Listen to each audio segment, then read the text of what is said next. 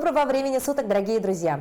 Сегодня выпуск мы вам покажем, будет определенно интересным, ну а самое главное, он будет вкусным, потому что мы находимся в кондитерской мастерской у опытного человека. Знакомьтесь, это Анна.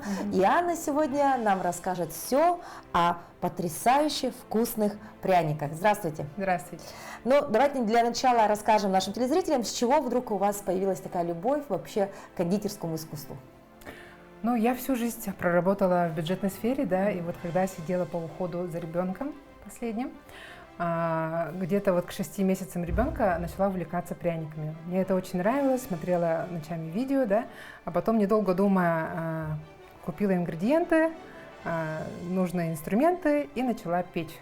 И первые пряники я испекла на продажу где-то в ноябре-декабре 2019 года. Ой, достаточно большой опыт у вас, да? Ага. Первое время я делала пряники ручной работы. В основном украшения для тортов заказывали, да, кондитеры, просто физические лица, да, и, получается, делала такие топперы, а потом купила принтер с пищевыми красителями и начала делать пряники с изображением. Но для того, чтобы зрители понимали, мы сейчас вот положили несколько экземпляров. Мало кто вообще сразу бы понял, что это пряники. По мне, так это произведение искусства, как будто бы все сделано, знаете, там, ну, из пластмассы, как минимум, да, там, на самом деле это все съедобное, да, но самое главное, это все вкусное, да. Вообще, на сегодняшний день, вот еще, наверное, лет 10 назад, по-моему, такие пряники, ну, у нас, да, вообще в целом в стране не были очень популярны, да? Как-то это больше всего про Европу, да? Да, про... в основном там зарубежные мастера делали такие про Америку, пряники, да. А сегодня, мне кажется, во многих домах есть, да, это уже вошло в такую традицию празднования Нового года, да? Ну, а в чем вот ваш секрет ваших пряников, как вы думаете? Ну, мы делаем пряники с большой любовью, как бы это все исходит из любви к делу своему, да. Я вот очень люблю и картинки подбирать, и макеты составлять, и как бы ингредиенты самые хорошие покупаю для своего теста. И ну вот аккуратно пытаюсь сделать, да, красиво упаковать, и во всем этом, наверное, кроется мой секрет, то, что вот у меня такие, можно сказать, красивые пряники. Да, очень красивые, да. Ну вот, конечно, с тематикой сегодня, да, мы определились однозначно, да, ну так как у нас сейчас новогодние праздники, да, а это, конечно же, Новый год, да. И вот здесь сразу возникает вопрос. Многие ведь не успевают в этой суматохе, да, дома постряпать самостоятельно эти пряники, да. Вот у вас на изготовление, ну, вот одного пряника сколько времени уходит? У опытного человека. Ну вот в день, я так посчитала, да, печатных пряников я могу делать 100 штук. Это получается выпечка, контур сделать, залить и распечатать. Но это касается одинаковых пряников. Допустим, вот корпоративные заказы, когда поступают, или на ярмарку, когда готовимся, да, когда много на поток делаем. А в целом, как бы посчитала, минута-две на контур. Сколько минут я выпекаю? 6-8 минут выпекаю, да, потом немножко остывает и заливаю там буквально за минуту, печатается где-то минута 4-3. Вот один запуск принтера. Ну вот Анна уже, в принципе, рассказала нам уже про этапы изготовления пряников новогодних, да. Итак, это сначала у нас тесто. Да. Самое основное, это как бы основа пряников, это тесто медово-имбирное. Используем липовый алтайский мед сертифицированный, да, корица, имбирь и специи, местное яйцо якутское, да, свежее, муку, сахар и сливочное масло. Сливочное масло мы берем белорусское. Ну, в связи с тем, что время нашего эфира ограничено, мы не стали делать тесто, да, потому что это действительно очень трудоемкий процесс, да, потому что у каждого кондитера, наверное, есть свои секреты, да, теста, все мы их раскрыть не можем, но в средствах массовой информации можно найти везде, да.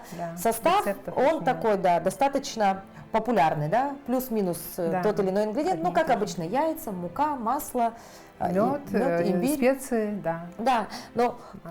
А вот дальше, как происходит процесс, мы сегодня вам расскажем. Итак, тесто у вас примерно там по сколько времени готовится? Оно отстаиваться должно, может быть, может в холодильнике должно лежать? Или вот прям сделаю и сразу? Нет, там получается, когда готовлю тесто, сначала завариваю, да, сироп, там это минут, наверное, 10-15 занимает. как минимум, потом этот сироп остывает. Потом туда кидаем яйца, муку, замешиваем тесто и отправляем тесто отдыхать. Обязательно, Ну, да? на ночь как минимум нужно отправлять отдыхать тесто, чтобы все ингредиенты сдружились и тесто стало более таким податливым. Хорошим. А следующий этап у нас уже потом за этим, это? После того, как выбираем картинку, да, которую хотим сделать, у меня очень много вырубок под каждую картинку. Если вырубок нету, можно без проблем как бы картинку распечатать, вырезать из бумаги и ножиком вырезать фигуру, да. И получается тесто раскатываем для того, чтобы у меня ровной толщины. Ну, это, наверное, в процессе я покажу, да? Все правильно. Мы перемещаемся уже в другую комнату. Это цех непосредственно, где производятся пряники. И вот там уже будем рассматривать и рассказывать вам, дорогие телезрители, как сделать такую красоту, может быть, в домашних условиях.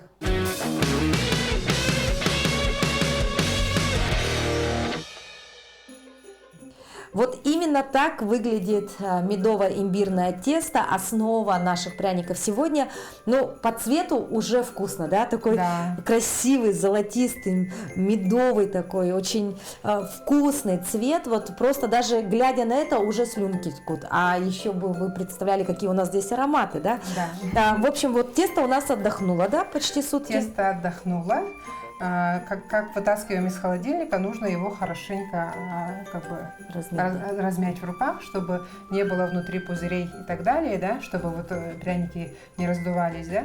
Потом вот отламываем нужную нам порцию теста. Анна, а вот, может быть, вы, как человек опытный, подскажете нашим хозяюшкам, какие основные ошибки могут совершать хозяюшки при приготовлении вот имбирных пряников, да, вот касаемо теста? Может, чего-то нельзя больше класть, может быть, что-то поменьше? Да, тут получается очень много зависит от степени варки теста, да, если переварить, если там, допустим, не доварить, тоже не очень получается, пряники не держат форму, да. Слишком много муки добавили, пряники начали трескаться, поэтому очень много зависит от того, как вот от пропорций. Да, от пропорций, поэтому не рекомендую как бы менять рецепт по своему усмотрению. Делать все строго, да? Да, но у меня вот так все строго, я чисто как бы специи на свой вкус подбираю, да? Да, убавляю, добавляю, допустим, количество муки никогда не меняю. Вот так. Сколько там было написано у меня, столько и муку не меняю, кстати. Да? Вот многие девушки жалуются, что когда вот меняют муку, у них тесто начинает, вести себя странно. Да, вести себя странно, да. Ну хорошо, все как практически, да, у людей. Потом, вот у меня такая скалка с ограничителями, да, это очень важно, когда нужны вот пряники одинаковой высоты, да, толщины. Получается. Вот здесь ограничитель? Вот, видите, как колесики. Вот тут 6 миллиметров у меня, да, у меня пряники идут, тесто идет миллиметров 6 толщиной, и когда выпекается, там уже сантиметр, больше сантиметра как бы поднимается. Да. Для меня это вообще открытие. Я первый раз вижу скалку с ограничителями. То есть тут действительно просто вот выставляешь толщину, и тогда это будет все одинаково. Да, одинаковой толщины, как бы практически как заводское качество. По первости я делала обычной скалкой, и когда получается в одну сторону сильно нажмешь и так далее, да, поэтому вот первое приобретение у меня вот эта вот скалка была. Берем на заметку. У меня как бы красивые пряники получались. Да? Вот раскатала нужный мне пласт, да, ложу его сюда на коврик. Коврик я использую такой вот тефлоновый. Некоторые девушки используют такой армированный коврик, но мне нравится вот обратная сторона вот такого коврика, да, пряника, который выпекается на таком коврике. И используем формочку. Да, вот формочки такие, да. Формочки мы делаем сами. Да, у меня сын овладел 3D принтером, и вот я ему любой формы пряник, как бы контур даю и говорю, мне нужна такая формочка. А это что у нас? Пока это что еще у непонятно. нас снегурочка с белочкой, да, сейчас вот непонятно, но вот распечатается и будет понятно. Вот формочкой вырезать легче всего, да? Но отсутствие формочки тоже не проблема, да? Как рассказывала, я вот начинала с пряников для украшения тортов, там в основном мультяшных героев заказывают и так далее, да? Поэтому вот не напасешься формочками. Конечно. Еще не у всех есть принтер. В этом случае мы делаем. Да, в этом случае вот мы раскатали нужного размера теста, да? Положили на коврик. Немножко коврик припылили мукой, чтобы у нас... Вот мы делаем такие вот трафареты, можно сказать, да, из бумаги. Вырезаем, ну, получается, на компьютере подгоняем размер, который нам нужен, допустим, тут 10 сантиметров, да, и распечатываем, вырезаем ножницами, и все, это трафарет, который можно использовать. Смотрите. Я расписываю обратную сторону, гладкую сторону, не выпуклую, да, ну, изнанку получается, да, поэтому я кладу рисунком вниз. И вот такой ножик использую. Это вот нож для мастики. Он такой, как будто бы, клином, да, идет и лучше всего вырезает. Похож на такие ножички, по-моему, есть у детей с пластилином, да. да? Кстати, некоторые девушки используют вот такой ножик от пластилина. Ну и вот здесь вот так по контуру вы затем... Вот так вот по контуру обводим и убираем излишек теста. Ну, здесь уже работа будет посложнее, да, это не формочкой нажать, да, и выдавить форму. Да, процесс как бы более трудоемкий, это вот найти картинку, да, распечатать, отрезать, поэтому топперы, вот украшения для тортов, они стоят дороже, нежели такие вот на свободную продажу вот делаем, да, в большом количестве, от этого дороже получались. Но я вот в последнее время отошла от топперов, как бы перешла на такие, на ярмарки, на корпоративные заказы, на вот заказывают. Кстати, пряники же в основном принято считать, что это новогодний десерт. Но я скажу вам, что это уже давно не так. Мы пряники печем не только на Новый год, на 8 марта, на 23 февраля, на Пасху. Практически круглый год. Да? На любой праздник пряник всегда будет в тему, да? На юбилеи, на свадьбы заказывают, как комплименты гостям, да? На всякие мероприятия организации заказывают, фестивали, там какие-то эти, да, семинары и так далее. А размер пряника, он классический, да, вот плюс-минус, вот, который вы сейчас делаете? 9-10 сантиметров, это как бы самый оптимальный, на мой взгляд, размер. И не маленький, и не сильно большой. Ну, тем временем мы у нас лист наш заполнили, да? Да, коврик заполнен. Сейчас мы их отправим выпекаться. Сколько выпекаются пряники? Выпекаются на 160 градусах минут 8-9, в зависимости от размера. Этих, наверное, минут 9 поставлю. То есть это достаточно быстро, да? Самое главное не пережарить, иначе они будут... Вот тут тоже нюансы, да? Бывает так, что вот не хочешь пережарить, когда пережарены, они, конечно, суховатые, да, и как будто бы более жесткие становятся. А когда не дожариваешь, они прям вот внутри мокрые. Поэтому тут нужно соблюсти тоже вот эту вот золотую середину.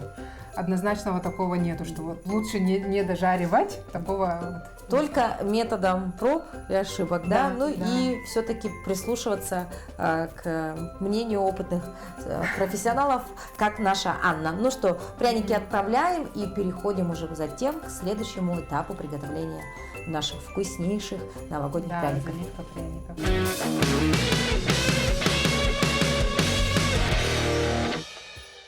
И вот наш пряник вышел из печи, да, но необходимо отметить, что они должны полностью остыть, правильно? Да, для того, чтобы они хорошо отходили от коврика, нужно дождаться, чтобы они полностью остыли. Ну, то есть это, наверное, недолго, да, занимает? Ну, минут 10-20, если сильно торопиться. Пока что сложно понять, что будет на нашем вот этом прянике, да? И следующий этап, это мы что делаем? Мы рисуем контур, да, для того, чтобы мы, получается, заливаем пряник сахарной глазурью жидкой, да, и чтобы она не вытекала за края, такой бортик рисуем. Беленький, называем да? контур, да. А из чего он сделан? Он из той же сахарной глазури, просто более густой консистенции, не заливочной. Ну, то есть это бортики. Да, бортики. И получается, смотрите, когда работаете с вот таким мешочком, да, нужно периодически вытирать носик, да, чтобы у вас была аккуратная работа, аккуратный контур и так далее, да. Поэтому вот нужно с влажной тряпочкой как бы все время работать. И давайте сейчас вот начну показывать, да, как я делаю контур. Я обычно пользуюсь вот таким вот крутящимся столиком. Первое время было мне неудобно, а потом как приноровилась, так приноровилась. Да, сейчас без этого столика крутящегося я никуда. Вот. Берем, ставим точку, да, немножко потянули наверх и вот так вот тащим. Не отрываясь. Да, не отрываясь. Не ведем прям по поверхности пряника, тогда у вас неаккуратный контур получается, да? Можно тут остановиться, допустим, покрутить, да? Дальше пошли, вот так вот тянем. Там, где вот эти вот волнистые линии, можно даже вот не затрагивать. Но я обычно с точки ставлю, чтобы вот острый угол сделать, да, и так далее. Вот. То есть не надо надавливать, да, на него? Да, то есть на весу вы делаете? Да, некоторые прям ведут как вот ручкой по тетради, да? Да. По прянику. И тогда вот мешочек же как-то тянется, и вот волнистые линии, неаккуратные линии получается. Вот так вот поставили и потянули. Вот так на вот. весу. Да, на весу. Вот. Но для этого действительно вот эта глазурь должна быть очень тугая, да? Чтобы вытягивать ее. Да, и эластичная должна быть. Тут получается, я же пользуюсь готовой глазурью, да? Как бы, по идее, рецептов айсинга, ну как бы есть из белка яичного, да, и сахарной пудры. Самодельная, да? Да, самодельная. Но как-то я побоялась это использовать, тем более на продажу. А вот это что за прибор у вас? Вот это у меня прям палочка-выручалочка, без этого никак, да. Когда вот контур рисуете, может быть, он неправильно упал, или там что-то там оборвался, да, немножко, или надо подправить вот этим вот шилом, да. По идее, шило используют, но мне вот больше вот это, я приспособила этот карандаш. Автоматический, да? Автоматический карандаш.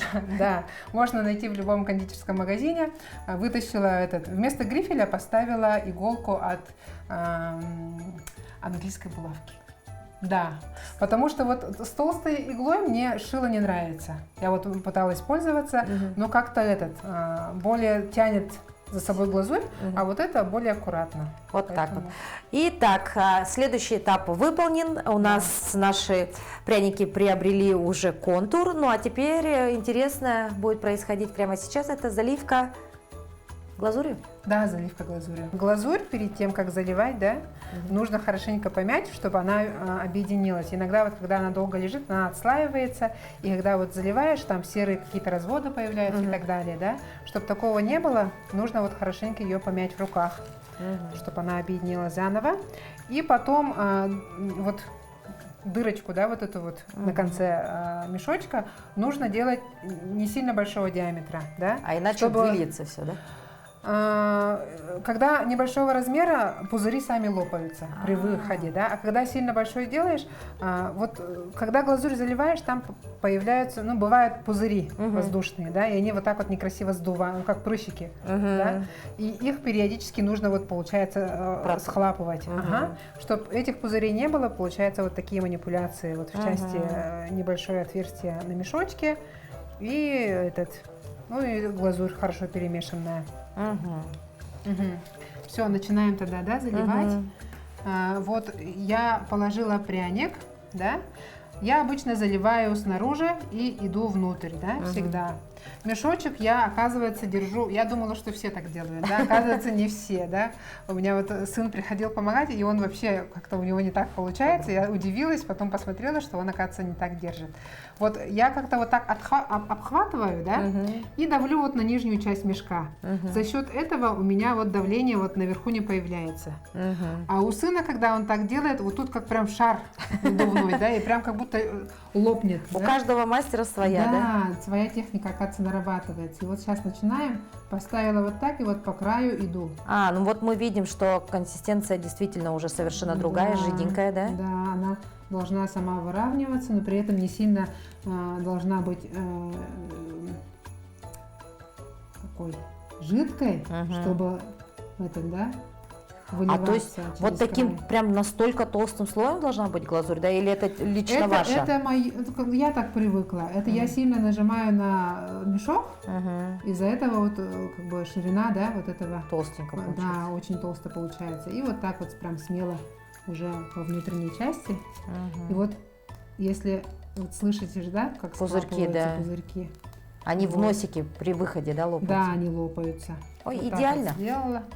Вот, и немножко нужно вот так вот потрясти, постучать, чтобы глазурь сама выровнялась. И за бортики она точно не выйдет. За бортики нет. Вот если правильная консистенция, тут самое важное, да, в нашем деле, я считаю, что это правильная консистенция. Да? Что этот контур, да, что вот делать, что надписи делать, что заливку делать. Поэтому если вот приноровиться с контуром, понимать, уловить вот это вот, да.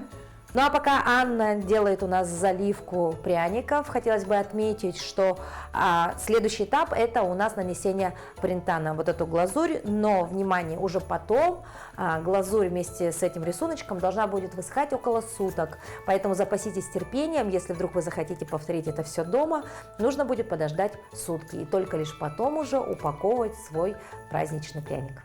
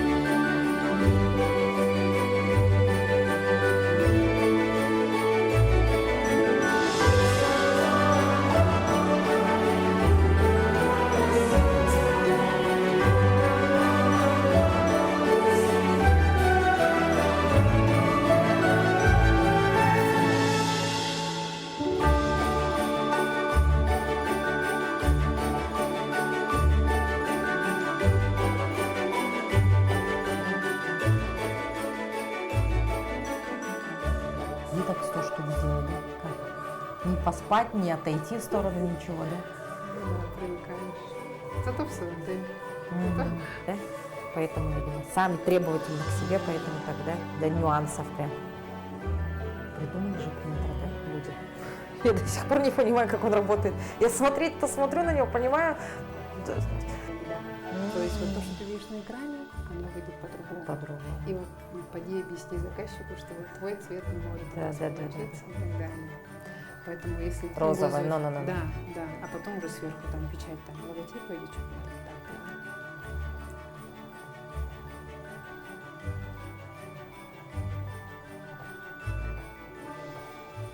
Да. Это имеется в виду, наоборот, остается. Выбираешь и заново новое. Долгое время. А он же может храниться долго, упорно? Да.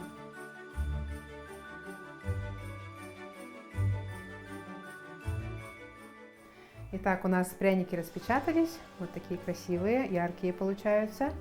Потом мы их переносим сушиться, да? У меня для этих целей есть такая сушилка. Она, по идее, для овощей, но мы ее приспособили под пряники, да? Дегидратор называется.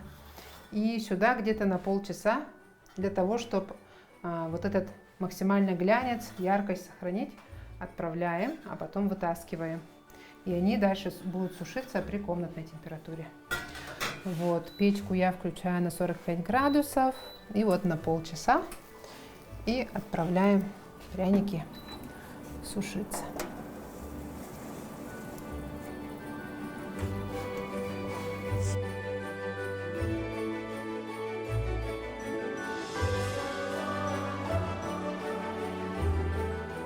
Итак, наш вкусный выпуск мы вам покажем, подходит к концу. Обратите внимание, мы с Анной подготовили для вас уже финальный результат, да? Вот Да. так у нас выглядят пряники. Да, высушенные пряники, готовые уже к употреблению, к упаковке. Мгм. Они более матовые становятся, в отличие от того, что вот в самом начале было, да? И вот так выглядят пряники ручной работы. Это вот объемная заливка. Тут, если печать по глазури была, да, тут каждый вот этот элемент сделан вручную, да, украшен вручную, и вот блестками и так далее пищевыми украшен, кондурином золотым. Ну, то есть здесь полет фантазии уже именно мастера, да, то есть Да. то, что вы придумали, это тоже имеет место быть. Ну и такие пряники тоже могут порадовать Да, да, многих тут из очень нас, да, потому что это все очень красиво, ну и, конечно, создает в первую очередь атмосферу праздника, да? да. Ну и, конечно, финальный этап – это упаковка. Да, мы сейчас покажем вам, как упаковываем штучный пряник и как делаем набор, да. Для этого и вот мы сейчас такую лошадку, которую делали, упакуем, да. Обычно на Новый год я пользуюсь красной ленточкой, я попрошу вот так вот сверху Держу. подержать, чтобы я завязала, да. Так, ну а мы поговорим давайте о том, как хранить их, потому что съесть-то хочется, конечно, его сразу, но для любителей и ценителей красоты, наверное, многие оставляют его на месяц, на 2, на 3. Можно ли это делать? И если да, сколько хранится имбирный пряник? Да, имбирный пряник хранится очень долго из-за того, что вот тесто заваривается, он как бы законсервированный получается, да. И по сертификату, который у меня есть, он может храниться до 6 месяцев, да. А так 3 месяца спокойно. Вот пока он влагу себе держит, да, он мягкий. Поэтому вот мы каждый пряничек упаковываем вот в такие пакеты. То есть, друзья, если вы получаете пряник в подарок, не стоит убирать с него упаковочку, Да, иначе он быстро да, высохнет. Высыхает. Но, в принципе, есть секреты, как восстановить мягкость пряников, да, можно там с хлебом в пакетик завернуть, с яблоком, там, с апельсином, да. Лайфхаки там, есть, да? Да, лайфхаки есть, да, с чаечком там употребить в пищу, да, и в микроволновке тоже вот для меня тоже удивление было, да. Подогреваем. Оказывается, когда подогреваешь, он становится мягким. У меня вот дети так делают. Анна, спасибо большое за потрясающий мастер-класс. Мы желаем вам творческого вдохновения. И чтобы вот пряники у вас появлялись с периодичностью, чтобы у вас фантазия просто бурлила. Ну а самое главное, чтобы это все было вкусно, потому что действительно те люди, кто покупают эти пряники у вас, они ценят не только визуальную красоту, но и вкус, ну и, конечно же, ваши золотые руки. Спасибо вам большое. Спасибо большое. Дорогие друзья, творите, созидайте, ну и, конечно, восхищайтесь красотой, потому что все-таки новогодние праздники, они у нас не бесконечны, а вот такой имбирный пряник может согреть вам душу и напомнить об этом замечательном празднике еще в течение 6 месяцев максимум, да? Да, максимум. До новых встреч, всего доброго, увидимся.